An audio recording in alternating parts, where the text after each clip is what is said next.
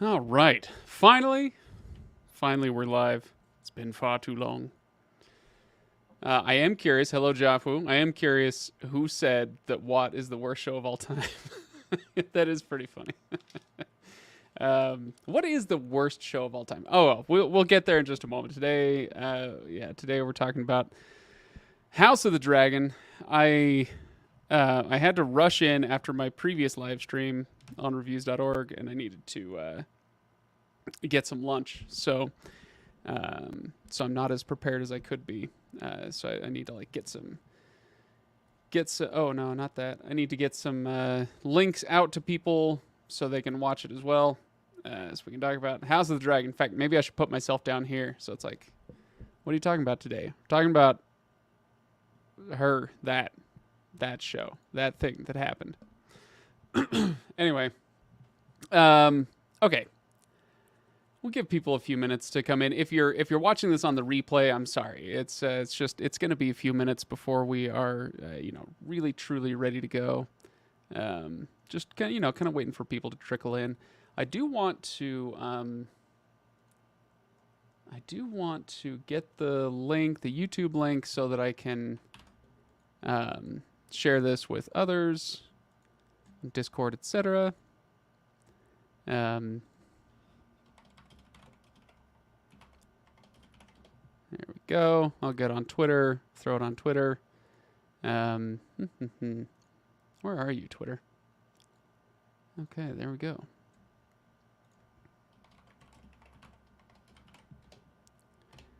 Okay, yeah, we'll see if we can. We're just trying to alert people that this is going on. Okay. Hello, Lightning Tiger. Lightning Tiger, is that the name you go by in Discord as well? Lightning Tiger 77. But anyway, hello. And Jafu, if you're back, yeah, let me know who said what is the worst show of all time. that is pretty funny. What's the worst show I've ever seen? That would be really, really hard to think of. I don't, obviously you don't stick with a show that's that bad.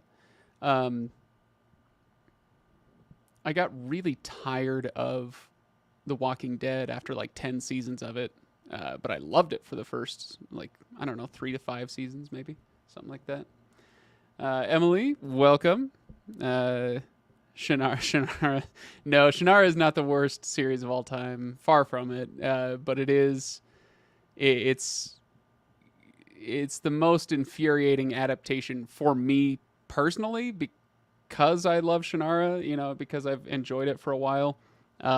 So it, like, on a personal basis, like it has been one of the most offensive to me, but that isn't necessarily because it's so bad.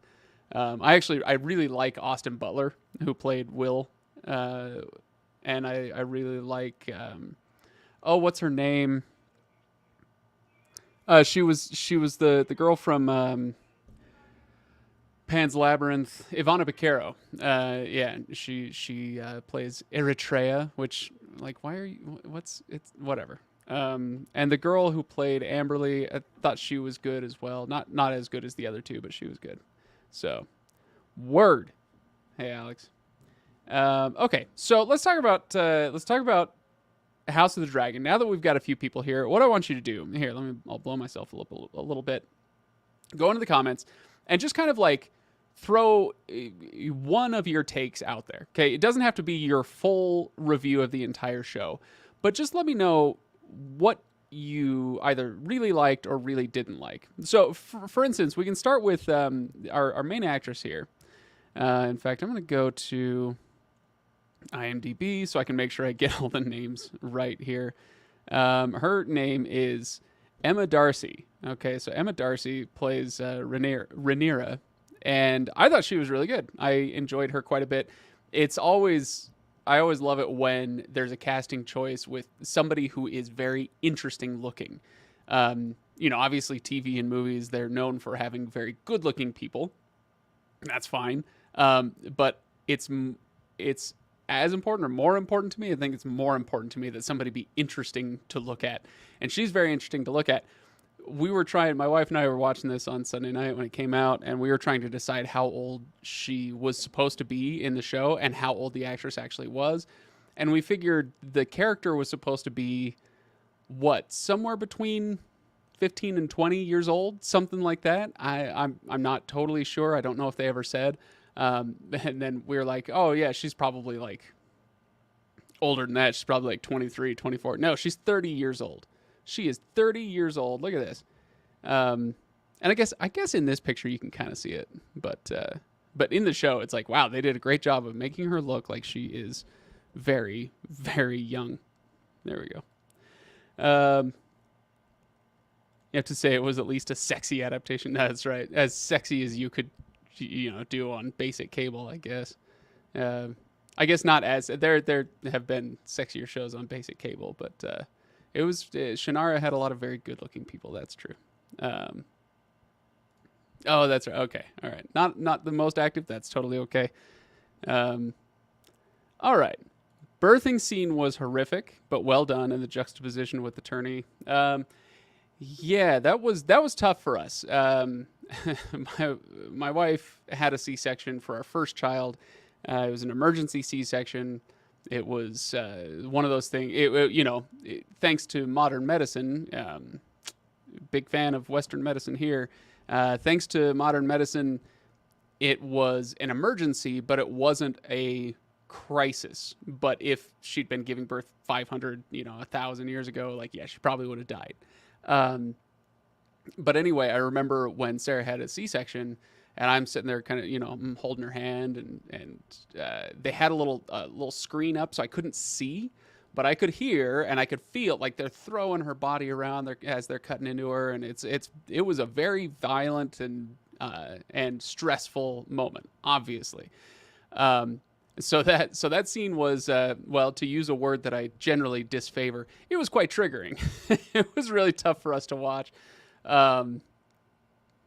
So yeah, and then with the tournament, it was funny. I was talking to Sarah right before I went live here, and she said, this episode was a lot like the original Game of Thrones in that it really focused on the violence toward women, and I was like, it did, but violence toward men as well. Did you miss the tournament scene? I think she was so focused on the C-section scene because it was so jarring and scarring for her. That she forgot that in the tournament, dudes were getting their heads caved in by maces. There's the guy that got castrated, and they nailed his penis to spiked his penis to a post or something. It was there was a lot of violence toward everybody in this. Anyway, so yeah, that was pretty horrific stuff. Oh, and it really drove the themes home of that section and episode. Yeah. Okay, good. She was a good actor. I assume you're talking about Rhaenyra, or whatever her name is, Emma Darcy. Yeah, I thought she was good. I don't feel like there was anybody in the show yet at this point who was really able to kind of let their to really showcase their acting talent yet. I am curious what you guys think of Matt Smith. Is that his name? The Doctor Who guy? I'm curious about that. Howdy, Brett. Okay. Oh, interesting. The birthing scene was traumatic in a way that I really enjoyed. It was one of two gruesome bits, the other being the tourney, that actually worked for me in showing the bloody bits of the time. Yeah, it's definitely one of those. I know that when George Martin was writing Game of Thrones originally, he was partly doing it in conversation with Tolkien, and saying and Tolkien-esque fantasy, where it's everything is heroic and grand and epic, and oh yes, there's this battle and we won the battle, and now we return home victorious. It's all wonderful. And George Martin is like, right, but in that battle, what happened? You're not telling us what actually happened, the mud and the blood and the guts and the screaming and the dying and all that stuff. And so he's really going for that. And I for me, I find both very valuable, but obviously some things are harder to watch than others. So when the guy, like somebody swings a spiked mace and a guy's face comes off, that's tough. That's not as easy to watch. Okay. Oh man. Oh, absolutely. Her eyes when she realized what was going on, soul crushing. Absolutely. Um. Oh, am I thinking of the wrong person? Oh, okay. Oh, yeah, Millie Alcock. Okay, all right. So the older Rhaenyra is 30. Okay, so yeah, we messed it up. That's good to know. She is. Let's see. Oh, okay. Yeah, she's 22. So probably 21 when they were filming. That makes more sense. Thank you, Joshua. Thank you. Now I'm less confused. So, and now that I'm looking at the picture of her, I'm like, oh yeah, that is more. That is actually what she looks like. Uh, okay, good. Okay. It was nice. Welcome back to Westeros. Yeah, yeah, I suppose so. I do feel like this comment it kind of is in line with how I feel about the episode as a whole. When people say, "Did you like it? Did you love it? Did you hate it? Whatever." I'm like, yeah, I liked it. I had a good time with it, generally speaking, and I'm interested to see more, but I don't know yet if I like it. And if you go back and watch the first few episodes of Game of Thrones, it's kind of a similar vibe. Where if you were watching it for the first time again, or if you were watching it for the first time, the first episode doesn't really tell you much. You get some interesting conversations. You know that there are interesting characters, but you don't remember what they're all named, and you don't really know what's going on. But the performances and the writing kind of keeps you engaged. And then by the time you're 4 or 5 episodes in, you're like, okay, I've got my feet under me ish. Now I know what's going on, and now I'm really liking the show. I suspect that that's gonna be a similar thing here. Could be wrong, but that's kind of where I'm at. Like I enjoyed it, but I feel like there's more to more to see before we can really say like, oh, this is a good show or this is a bad show.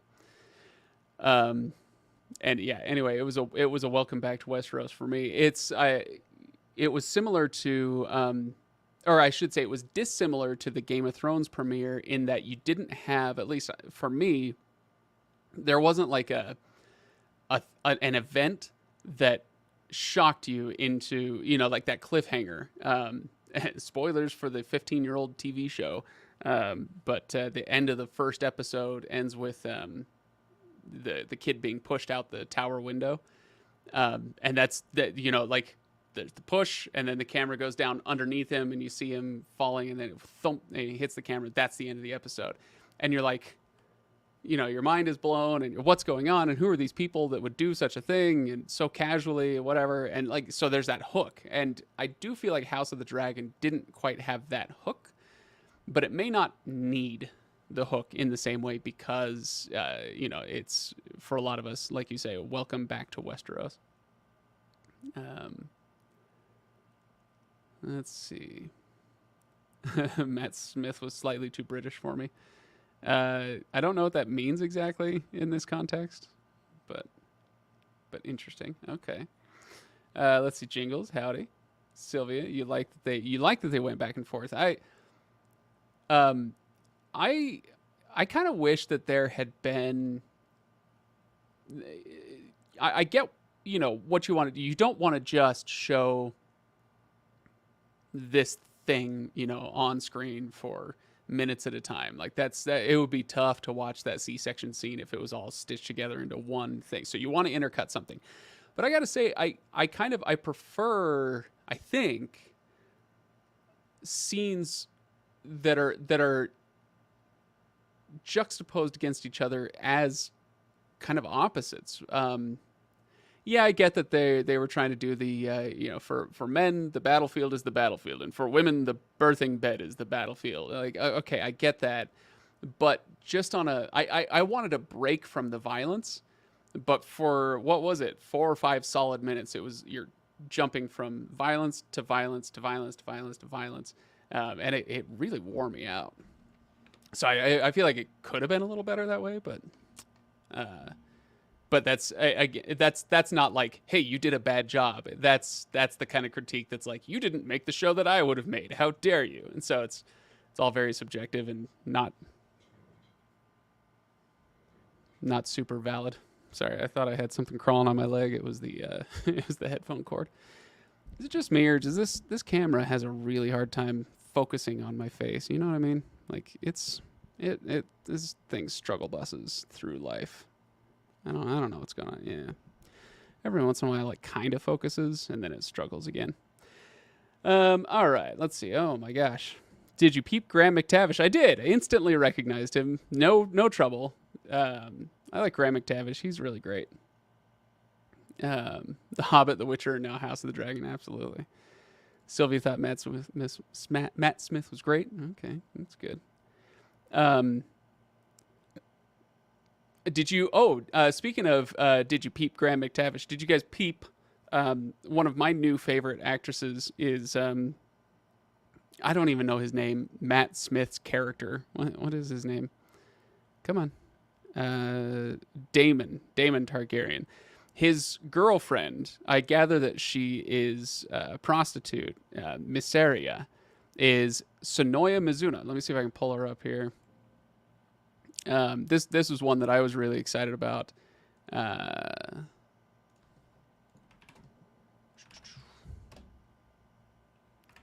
we go. So she was played by Sonoya Mizuno, who is, let's get rid of that for a second. She was in Ex Machina. I guess she was in La La Land. That's right. I know her from Devs. Why isn't Devs up there? It should be. Like, if you guys saw Devs, the miniseries, one of my favorite shows I think I've ever watched. She was the lead in Devs, and I really enjoyed her in that. So anyway, so she shows up in House of the Dragon. That's awesome. Love seeing actors and performers that I admire do well. That's always nice. Okay.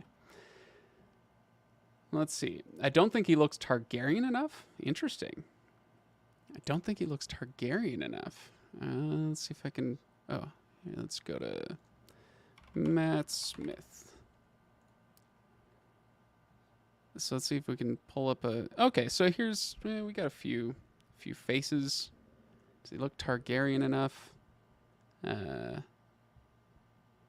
don't know. He goes into the camp. I think I was saying earlier, I value interesting looking more than I value good looking, you know, when I'm watching a show. And he looks really interesting looking. Matt Smith is he's kind of an odd looking dude.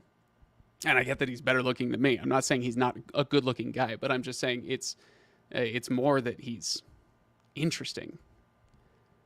So does he look... There we go. Does he look Targaryen enough? I think he's all right.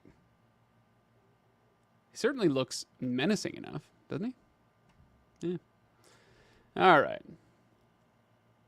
Did I read Fire and Blood? No. I haven't even read all of the Game of Thrones series or the Song of Ice and Fire series. I read the first, most of the first book, and it became clear. It was like, yeah, there are a couple little things that were changed, but like I saw the first, couple seasons. Like I know what's going on, and and I heard about the changes with the books, and eventually it just got to the point where I feel like I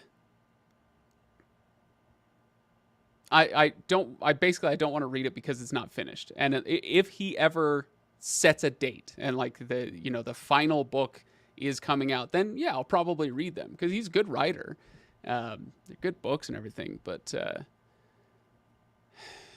I just I don't know. I don't feel like I want to encourage this kind of behavior. I don't know. We could go off on authors not finishing their series, but maybe later. My favorite scene was probably in the throne room when Viserys lets it all out against Daemon. I really like that too. I thought that was a fabulous scene. Helps show that Daemon isn't really a villain. Wait, what? Daemon isn't really a villain? Daemon isn't really a villain. Are we thinking of the same Daemon?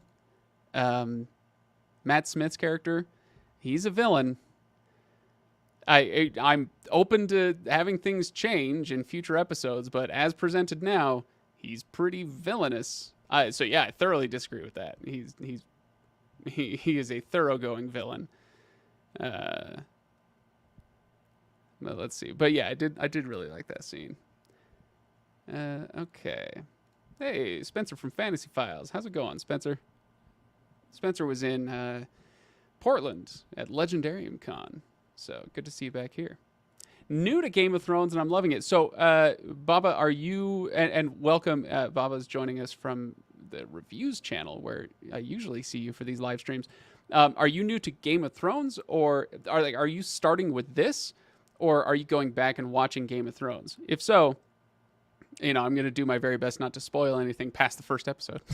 But yeah, I'm curious about that. It's one of those things you kind of wish you could go back and watch something for the first time.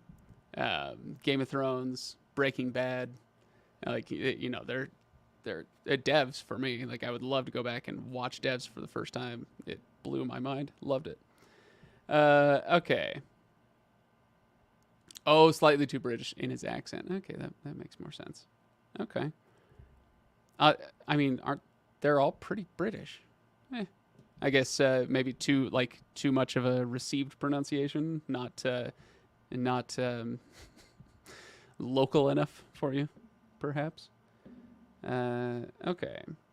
Someone else pointed out a really cool detail when comparing the King's Guard. In Game of Thrones, when they drew swords, it was kind of sloppy, bit of a delay between them. Here they're perfectly in sync. Oh, interesting. Okay. No, I didn't notice that.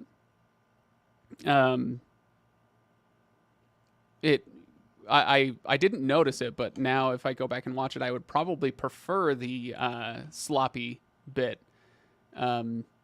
just because that's not, the King's Guard isn't going. That's not what they're drilling. They're not drilling. Okay, when there's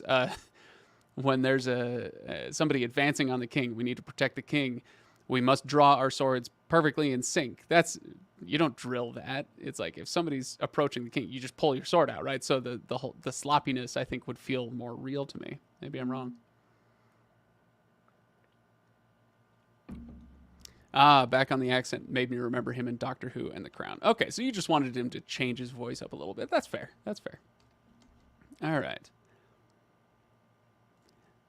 Devs was pretty under the radar when it came out, from what I remember. Yeah, absolutely. It was.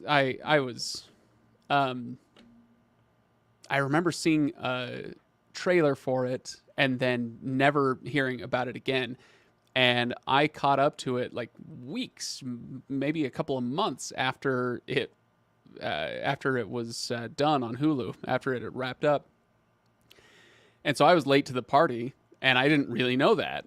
But I'm watching this show, and I couldn't stop. I couldn't stop thinking. I needed to write something about it. My fingers were itching. And I spent like 2 days watching the show, and then I spent 2 days writing about it, and then got that essay published. So that was cool. Let's see. Lewis liked it. That's good to know. I liked it as well. A combination of his jaw being too edged and his eyes being too wide. Are you talking about Matt Smith just being kind of an interesting looking dude? I suppose so. I don't know about too edged or too wide. I mean, like I said, he's a better looking dude than me. So what am I going to... I'm not going to say he's too anything. Except too interesting for me to stand next to. Let's see. I was all in after having read Fire and Blood. Interesting. Okay. Maybe I should read that book, but I just don't. I just wish he would freaking write The Winds of Winter so that I can read the series. Oh, he called his dream A Song of Ice and Fire. Yeah, that was. I don't care for that. I don't know why. It's a bit like it's a little cheesy when a band uses their own name prominently as a lyric in their hit song, Backstreet's Back, or, I don't know, whatever. Luda. It feels a little cheesy to me. And this kind of hit those same zones in my brain where I was like, ugh, can we not? But, that's fine if I'm in the minority on that. It's whatever. Oh shoot, let's get that back. I am also curious. The cheesy title drop. Thank you. All right, so that's House of the Dragon. I think I want to do more as far as like, hey, let's pull up this scene, let's talk about this, this or that or the other. But I haven't decided how to do it yet. So if you guys have any tips, let me know. I basically, you run afoul of the censors on YouTube really, really quickly. So basically I just don't want to get dinged for copyright violations. So obviously, we can't like watch the show together on YouTube, obviously, but I'm wondering how I could go about doing like scene analysis or character analysis and whatnot, and using some of those clips. So if you guys have any suggestions, ways that we can do that without upsetting the powers that be, let me know. But for now, let's. I do want to move on and talk about Rings of Power. So Rings of Power is coming up. Let's go ahead and pull up, kind of similar to what I was doing for House of the Dragon. Let's just pull up an image so that anybody who joins after this point, they'll kind of know what we're going to be talking about. Oh gosh, the images aren't great, you guys. The images for Rings of Power are not like with this image for House of the Dragon is like it's that's your poster right there. That's a great poster. Rings of Power, I guess as I'm looking around now, it's I don't see anything really comparable for Rings of Power. They've got all their like character posters, but they're not very good. But I guess we'll just use it anyway. Whatever. Can I use it? No, that's going to be too small. There we go. That's big enough. All right, there we go. So let's talk Rings of Power. Okay.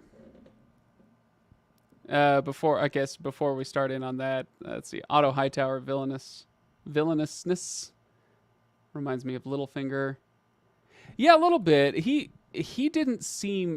seemed more like a reluctant villain than Littlefinger. Littlefinger was like, he was conniving from the beginning. Otto Hightower seems more like, well, I guess this is the way things are going, and I guess in order to, protect my family or whatever, like I've got to do these immoral things, so I'll do that. That does not make him a good person.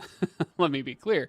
That doesn't make him good, but it does make him more interesting than the Matt Smith character so far. The Matt Smith character, he will get interesting, I have no doubt, but the Otto Hightower seemed, again, we have the reluctant hero, and now we have a reluctant villain.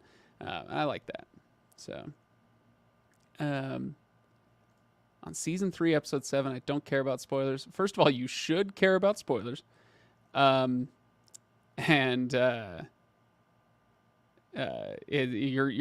in the best bits. Like, enjoy the ride. Okay, pimping out his kid for power. That's the Otto Hightower thing. Yeah, that's it. That was the thing. Obviously, that's a very villainous thing to do. Yeah, that was pretty yucky. Okay, so. Oh dear. It is interesting how Rings of Power and House of the Dragon are basically going head to head. Yeah, kind of. Let's see. What do we got? It is the 26th, and so it'll be a week from today that we get our first Rings of Power. So when things... I don't see it as going head to head. If I'm being honest, it's a bit like when you have, cast your mind back, 30 years or whatever. Let's take radio. Okay, think about radio. You grew up, you're in the car, you're a kid, you're listening to the radio, and it's like, let's turn the dial to this station. And okay, so now we're going to take a break from the classic rock, and now we'll have some commercials, whatnot. And so you flip over to another station. So radio in that way, like especially when you're driving around in the car, it's a zero-sum game. And TV was the same way. Okay, I guess we could think about it with TV just as easily, and that would be more apropos. Okay, so if you're watching NBC, you're not watching ABC. Okay, so it's a zero-sum game. We need those eyeballs. But it gets a little trickier if it's like, was NBC's must-see TV on Thursdays, was that competing with ABC's stuff on Tuesdays?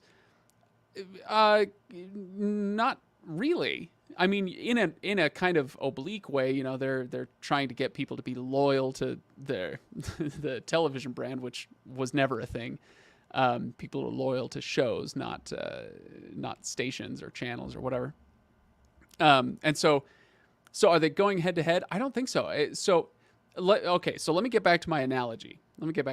Actually, I do want to go back to radio. I remember why I brought that up in the first place. It's because, people will ask me sometimes, like, hey, how do you feel about this other podcast, another YouTube channel or whatever? They're kind of, or do you feel like they're stealing your thunder, or do you feel like, have you met the competition? I'm like, it's not competition. There's no, if they're listening to us, that doesn't mean they can't listen to them, and vice versa. It's all kind of like feeding off each other. And so you enjoy this type of show, so you're going to seek out more of that type of show. So what, it's not competition so much as it is, you're all playing in the same pool. And that's how I feel about this. Rings of Power and House of the Dragon are not going head to head, because it's not a zero-sum game. It's people, nerds like us, who enjoy Game of Thrones. Yes, we're going to tune into House of the Dragon, and if we're nerdy enough to be really stoked about House of the Dragon, there's a good chance that we're stoked about Rings of Power as well, right? The Venn diagram is pretty circular at that point. But also, there's a thing where it's, Prime Video should be, and probably is, cheering on House of Dragons, saying, hey, if they can pull in some more people and get them excited about fantasy shows, well, oh boy, do we have some stuff for you over on Prime Video. So hey, if you like that, come check out The Wheel of Time. And at this point, it's Rings of Power. So are they going head to head? No, I don't think so. I think that's the wrong way to think about it. They're sharing an audience, not competing for one.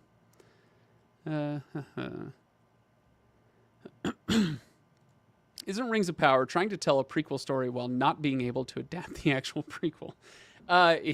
Kind of. Yeah, so they don't have the rights to the Silmarillion, but they do have the rights to the Lord of the Rings appendices, right? How should I watch Game of Thrones? Get HBO Max. Okay, sorry, back to this. So, no, they don't have the Silmarillion rights. But the thing about the Silmarillion is that a lot of the stuff that's in there is actually also in the appendices. Not everything, but a lot of the stuff about the Second Age, a lot of the stuff about the late Second Age, the early Third Age, like they're those bits sprinkled into the appendices, and that's all you need. That's all they're going to be using, and that's all you could do with the Silmarillion anyway. If you had the rights to the Silmarillion, that doesn't mean that you have source material for six seasons in a movie, right? What it means is that you have ideas. That's what the Silmarillion gives you, except, with a few exceptions. And even honestly, the exceptions like Beren and Luthien, Turin Turambar, the Fall of Gondolin, whatever. Honestly, those are pretty much sketches also. They're myths. They're quick sketches of what happened. They're not blow-by-blow accounts. And so it's not the same thing as, if you get the rights to Mistborn, which we'll be talking about in future months, no doubt, But if you get that, you get your hands on the book, and it's like, okay, this I'm getting blow by blow, punch by punch, conversation by conversation material to adapt, and it's just not that way with Tolkien. So, or with the appendices or with the Silmarillion. So, anyway, so no, I'm not worried about this. A lot of people are worried, like, is it going to be true to the source material? It's like, well, all they have to do is hit a couple of key points, and then they have a mostly blank canvas to play with. There are things that they're doing that I'm not super pleased with, but we can get there later. Anyway, all that to just say, I'm not that worried about it. Like, should be fine. By the standards of medieval Europe, at least, pimping out your child still isn't cool. Well, it was never cool. It's never going to be cool. Oh, here you go. Yeah, it reminds me more of John Aaron. Yeah, that makes a lot of sense. Okay. Okay.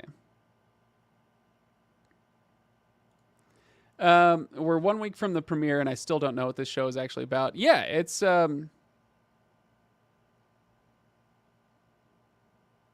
yeah, you know what? I need to make some. It looks like I need to make some mods for for this channel already. So we'll worry about that later. But take it easy on the comments, everybody. All right. Somebody pointed this out, and I didn't realize it until they did. But we're 1 week up from the premiere. I still don't know what the show is actually about.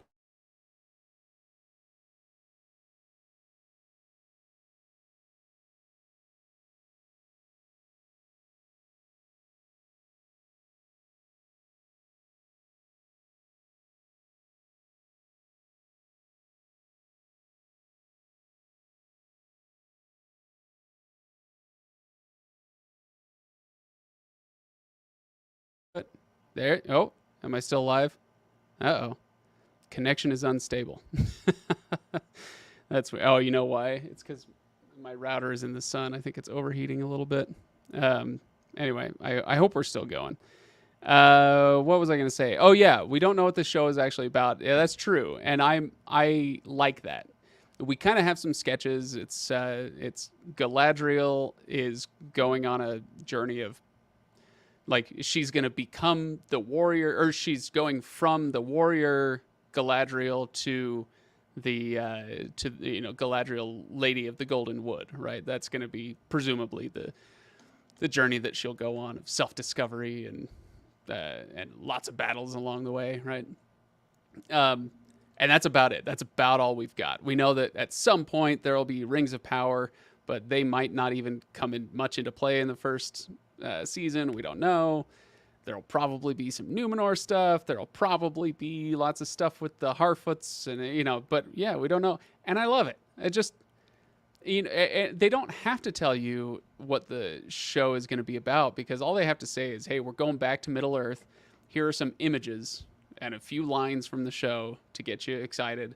But it's like, hey, if this is your thing, you already know it's your thing. So, anyway. Yeah, sorry about that freezing. I think I should be back up and running now at this point. Okay. It doesn't matter what it's about. I'm gonna watch anyway. Exactly. And it's it's possible that it will be so bad that I won't keep watching. It's possible. Very, very unlikely. But like with Star Wars, if you guys have listened to the podcast enough, you know that my frustrations with Star Wars these days is my frustrations are many, and they are strong.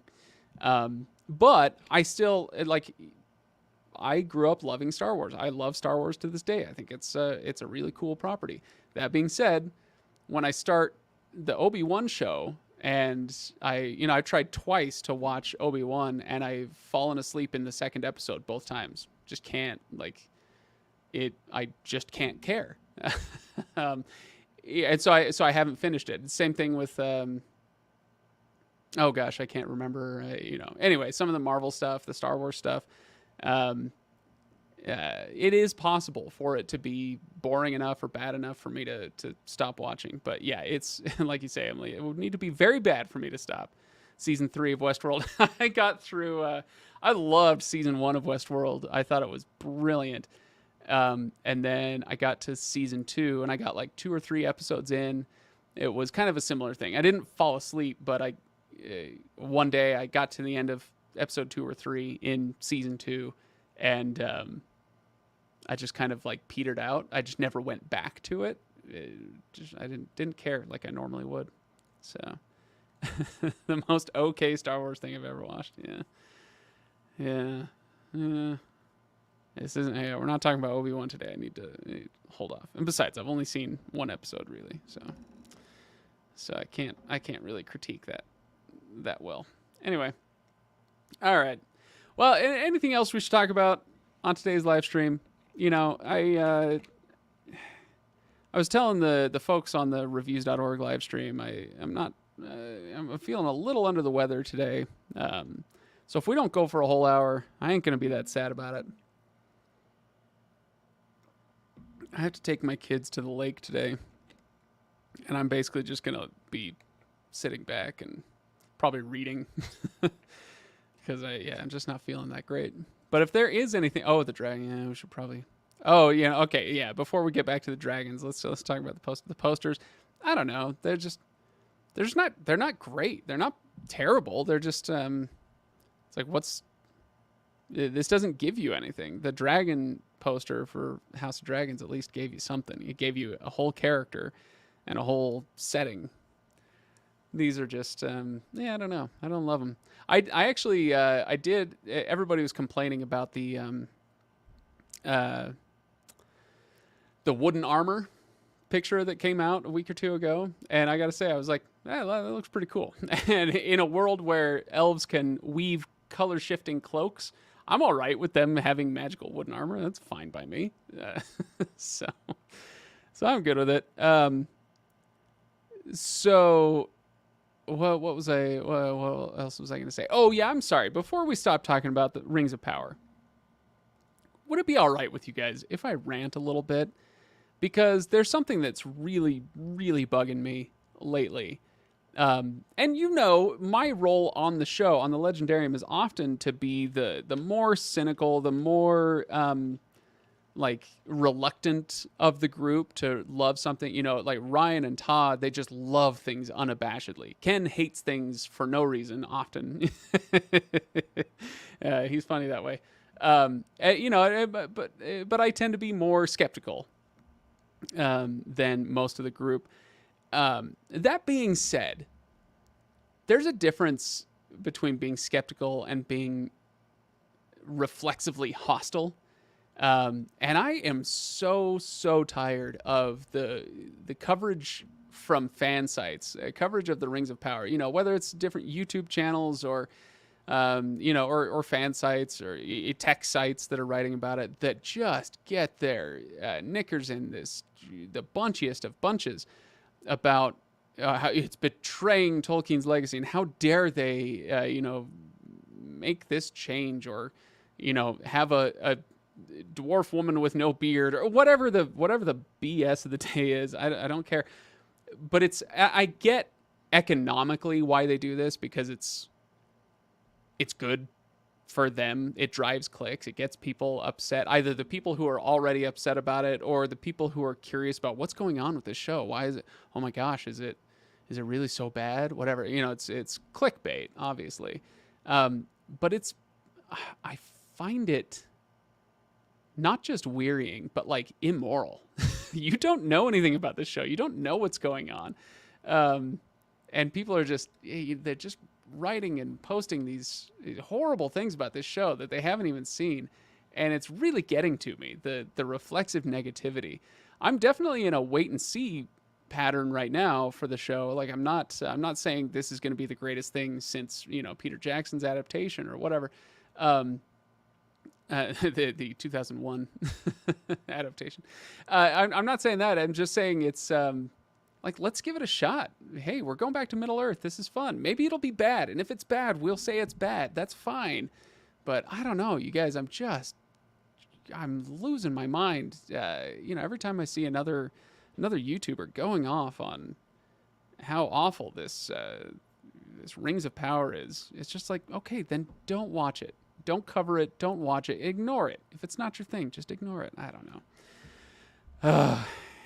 It's dying. I'm just dying. Anyway. Oh, did I do that rant on with Tea with Tolkien? I don't honestly, I don't remember how far I got into that, but I was writing, you guys, I was writing a video to do in prep for the show, and I never finished the video. I I was doing this video about here's what you need to know about the appendices. Here's what you need to read, and kind of trying to be helpful. Hey, go to Appendix A, read this section. Make sure you check out this part in Appendix F, or whatever. I don't know. And I got like a third of the way through writing that video, and in doing it, I was checking in with some of those other sites and some of the other YouTube channels. Like, hey, does anybody know anything about the show that I've missed? Just making sure that I'm up to speed. And it was so difficult to find anything but either the reflexive negativity that I was talking about, or the kind of throne sniffing pieces that people would do to gain favor with the Amazon studios to retain their access or gain access or whatever. So it's like, you get these fawning pieces about, oh, here's how Amazon is saving Tolkien's vision for his, it's like, that's just as annoying as the other side of it. And I couldn't find anything that wasn't one of those two things. And I was so frustrated. I changed my mind. I started writing. I must have written like 1,500 words on how much this was pissing me off. And I was getting ready to do a video on that. And then I went to sleep and woke up the next day, and I was like, you know what, that probably wouldn't be the best, the best move. So I didn't ever do that video. But it made me mad enough to do it. Anyway, let's see. Yeah.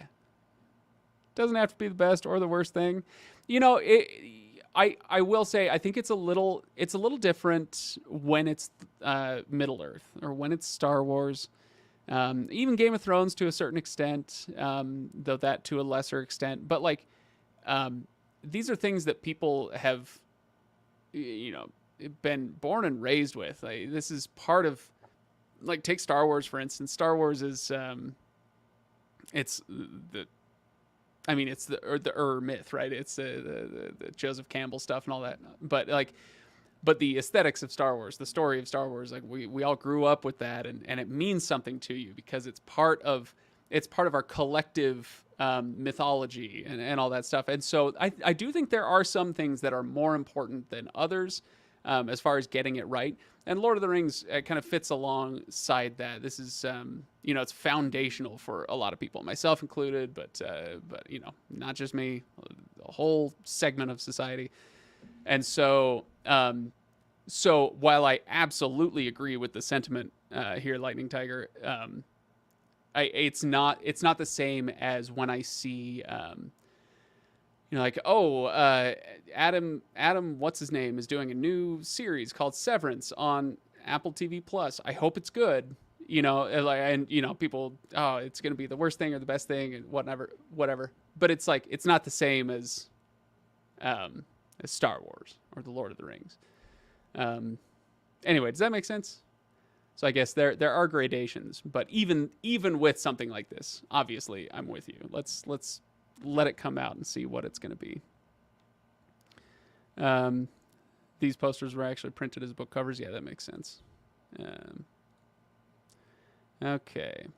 Definitely more excited for Rings of Power than House of the Dragon. Yeah, it kind of depends on what your aesthetic is, right? I mean, we were talking about the George Martin versus J.R.R. Tolkien aesthetic earlier, and I think that carries through very well, at least so far in the movie adaptations for Lord of the Rings versus the Game of Thrones adaptation.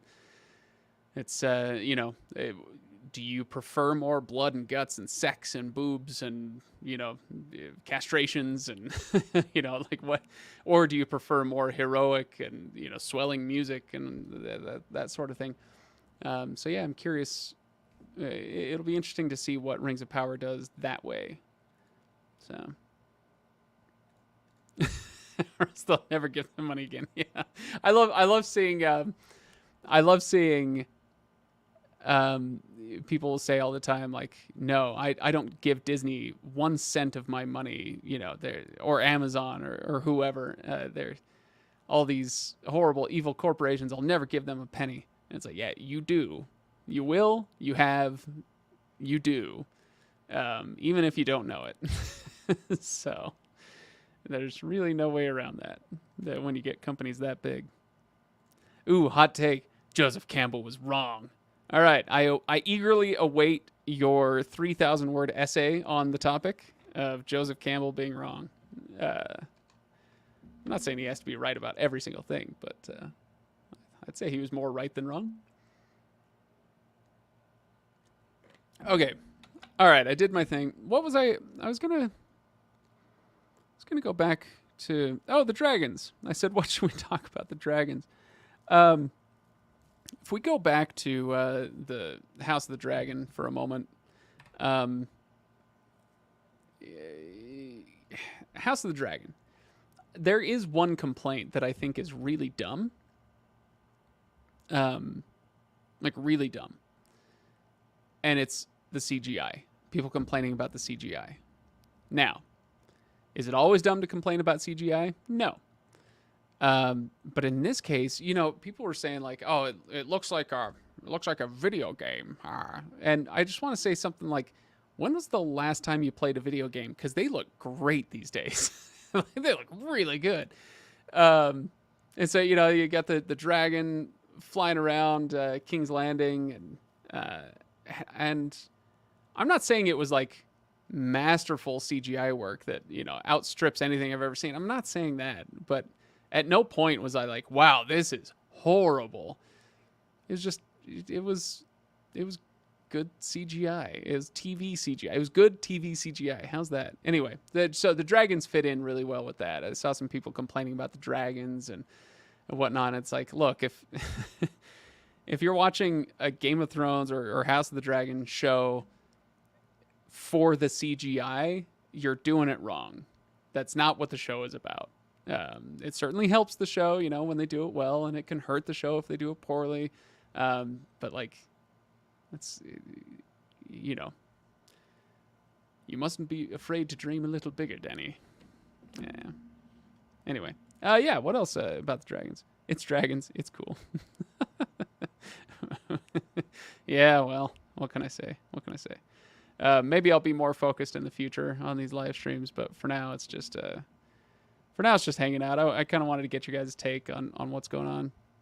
I should do, before I go for today, I should ask for your opinion. Okay, if I'm gonna do a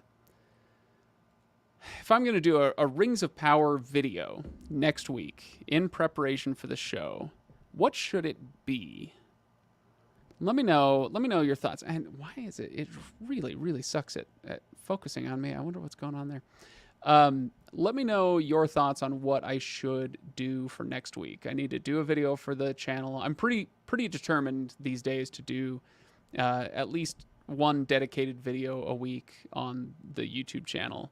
And next week, it makes a lot of sense to do something Rings of Power related. So if you have any thoughts on what that might be, please let me know here or in Discord or whatever. What we expect from adaptations, yeah, that could be good. It would probably end up using a lot of the same stuff from that rant video I was going to do, but maybe I can soften my approach a little bit. Yeah, people get real protective of their favorite IP, don't they? And you know what? And to be clear, I get the impulse, because I used to have it as well. I've mellowed out a lot as I've grown older, and so I should temper my frustration as well, knowing that not everybody thinks this way, not everybody should necessarily think this way. It's just the way that I think about things. So let's see, basic breakdown of the events of the Second Age for people that don't already know. Apparently more of those than I thought. If you go on YouTube, there's a ton of those. It wouldn't be a horrible idea for me to add to that chorus. I'll just need to go check out a few of the ones that are already out there to see if there are any holes that like gaps that need to be filled. What the show won't tell you. This use this one weird trick. Search for Galadriel when the show's on. Yeah, it's not a bad idea. All right, well, that's not a bad. Yeah, that's a good one. All right. So with that in mind, all right, I'm gonna go. I've got to go. I don't know, take some ibuprofen or something before I have to go to this lake. But yeah, thanks for hanging out, everybody, on the live stream. It's I am determined to do these every Friday, the same time. So you can start to count on that. And anytime that you can make it, I really appreciate you being here and making your voice heard. It's nice to see a couple of new folks on here as well. So yeah, hope you come back as well. Maybe something positive, like changes you thought were interesting or highlights, like after the show comes out. Yeah, that would be good. Okay. All right. Yep, it's good hanging out with you as well. Enjoy your weekend, everybody, if you are a weekend type of person. Anyway, regardless, we should have another Silmarillion episode coming out on Monday. Ryan and I are going to record that on Saturday night. Kyle, unfortunately, has to go out of town again, so he won't be able to make it for this episode again. But first of all, how dare you? Second of all, have a good weekend. I'll see you.